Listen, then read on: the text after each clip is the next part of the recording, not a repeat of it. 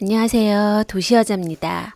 오늘은 제가 사용하고 있는 냉동밥 보관용기의 장단점에 대해서 알려드릴게요. 오늘 이 영상에서는 냉동밥 만드는 방법부터 유리 용기와 실리콘 용기의 차이점, 그리고 그 용기들의 장단점에 대해 개인적인 사용 의견을 말씀드릴게요. 제가 밥을 냉동해서 먹기 시작한 지는 1년이 조금 넘었는데요. 이렇게 밥을 냉동해서 먹기 시작한 이유는 크게 세 가지예요. 첫 번째 이유는 가사일에 쓰는 시간을 조금이라도 줄이기 위해서예요. 하루 두세 번 매 끼니마다 밥을 새로 해서 먹으려고 하니까 은근 시간도 잡아먹고 귀찮더라고요. 그렇다고 한 번에 많은 양을 해서 전기밥솥 안에 넣어두고 먹으면 밥의 색깔이 금방 누렇게 변하고 또 밥의 맛도 없어지잖아요. 그런데 밥을 냉동시킨 후에 전자레인지에 데워서 먹으니까 하루에 밥을 한 번만 해도 되는 것은 물론이고요. 밥의 색깔도 누렇게 변하지 않으면서 비교적 갓 지은 밥과 비슷한 맛이 나서 좋더라고요. 그리고 두 번째 이유는 전기세를 절약하기 위해서예요. TV 프로그램에서 전기밥솥의 보온 기능에 따른 전기세에 대한 실험 리포트를 본 적이 있는데, 전기밥솥에 밥을 따뜻하게 보관하기 위해 하루 종일 전기밥솥의 전원을 켜놓고 있으면 그 전기세가 냉장고 전기세 같은 건 저리 가라 할 정도로 많이 나간다고 하더라고요. 실제로 저 같은 경우에도 전기밥솥에 밥을 보온시키지 않고 냉동밥을 먹기 시작하면서 전기세가 많이 줄어든 것을 직접 경험했어요. 그리고 마지막 세 번째 이유는 다이어트 목적이에요. 밥을 냉동해서 일정 시간이 지난 후에 먹게 되면 쌀밥의 칼로리가 줄어들어서 다이어트에 도움이 된다는 이야기를 접하고 나서 냉동밥을 먹게 되었어요. 그럼 지금부터 제가 사용하고 있는 두 가지 냉동밥 용기에 대해 말씀드릴게요. 지금 화면에 보이는 것들인데요. 왼쪽이 실내만에서 나온 실리콘 냉동밥 용기고요. 오른쪽이 락앤락에서 나온 유리 냉동밥 용기예요. 두 제품 모두 뚜껑에 이렇게 공기구멍이 있어요. 그럼 이번에는 뚜껑을 열어서 한번 보여드릴게요. 실리콘 용기는 사용하다 보면 색이 누렇게 변하는 단점이 있긴 하지만 이렇게 말랑말랑해서 깨질 염려가 없어요. 반면 유리는 비교적 깔끔하게 사용할 수는 있지만 반대로 깨질 염려가 있고요. 일단 이 제품들의 장점과 단점에 대해서는 자세하게 정리해서 영상 마지막 부분에서 설명해 드리기로 하고, 먼저 각 용기를 이용해서 냉동밥을 만드는 방법부터 알려드릴게요. 냉동밥은 밥을 하자마자 바로 담아서 만들어야 해요. 그래야 수분이 날아가지 않아서 전자레인지에 데웠을 때 갓 지은 밥처럼 맛있게 먹을 수 있어요.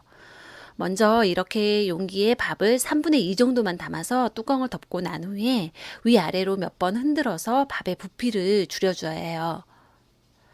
왜냐하면 냉동실에서 밥이 얼면서 수분 때문에 밥의 부피가 팽창되기 때문에 필요한 과정인데요. 이렇게 하지 않으면 밥이 어는 과정에서 뚜껑이 열리기도 하거든요. 특히 유리용기 같은 경우에는 밥의 양을 각별히 신경 써서 담아야 하는 이유가, 너무 많이 담게 돼서 밥의 부피가 팽창하게 되면 어는 과정에서 깨질 염려가 있기 때문이에요. 이렇게 해서 냉동실에 넣어둔 후 나중에 꺼내서 데워 먹을 때는 이렇게 공기구멍을 열어서 전자레인지에 넣고 약 3분에서 3분 30초 정도 돌리면 돼요. 하지만 경험상 한꺼번에 밥을 여러 개 돌릴 때는 더 많은 시간이 소요되더라고요. 그리고 밥의 양을 좀 많이 담았을 때는 1분이나 2분씩 더 돌려야지 완전히 데워지는 것 같아요. 이번에는 다 데워진 모습을 한번 볼게요. 어때요? 갓 지은 밥처럼 새하얗고 맛있어 보이죠? 자, 그럼 이번에는 제가 1년간 사용하면서 느낀 이 냉동밥 용기들의 장점과 단점에 대해 한번 정리해 볼게요. 먼저 공통적인 장점부터 말씀드리면, 두 가지 모두 유해 성분이 나오지 않는다는 거죠. 그냥 비닐이나 플라스틱 용기에 담아서 보관도 가능하지만 매일 먹는 밥에 유해 성분이 섞일 수 있다는 건 좀 생각해 봐야 할 문제인 것 같아요. 이런 측면이 실리콘 용기하고 유리 용기의 가장 큰 장점이 되겠죠.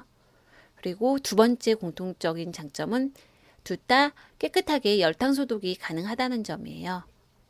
두 가지 모두 팔팔 끓는 물에 소독이 가능해서 깨끗하게 사용할 수 있다는 점, 그게 장점인 것 같아요. 그럼 이번에는 실리콘 용기와 유리 용기의 장점과 단점에 대해서 각각 살펴볼게요. 먼저 실리콘 용기의 장점은 앞에서도 살펴봤듯이 말캉말캉해서 깨질 염려가 없고요. 가벼워요. 반면에 단점은 사용할수록 색이 누렇게 변해서 깨끗해 보이지 않아요. 특히 카레 같은 것을 먹었을 경우에는 색이 물들어서 좋지 않은 것 같아요. 그리고 두 번째 단점은 사용 후에 세척을 해도 깔끔한 느낌이 덜하겠죠. 마지막 세 번째 단점은 밥을 데워서 밥그릇에 옮겨 담지 않고 그냥 그 상태로 먹을 경우에 마치 일회용 용기에 먹는 것 같은 기분이 들어서 별로인 것 같아요. 반면에 유리 용기의 장점을 살펴보면 일단 깔끔하게 세척이 가능해요. 그리고 밥을 데워서 밥그릇에 옮겨 담지 않고 그냥 그 상태로 먹어도 밥그릇에 먹고 있는 것 같은 기분이 들어요. 반면에 유리 용기의 단점은 밥을 너무 많이 담게 되면 깨질 염려가 있다는 것이죠. 그래서 두 가지 용기를 모두 사용해 본 결과 제가 내릴 수 있는 결론은 저 같은 경우에는 유리 용기가 훨씬 더 좋은 것 같아요. 다만 밥의 양을 잘 조절해서 넣어야 하기 때문에 애초에 용기를 살 때 양이 좀 넉넉한 용량의 크기의 용기를 사용하는 것이 좋을 것 같다는 생각이 듭니다. 오늘 영상은 여기까지고요. 혹시 제 영상이 도움이 되셨다면 좋아요와 구독하기 버튼 눌러주시고요. 저는 다음 영상에서 다시 찾아뵙겠습니다.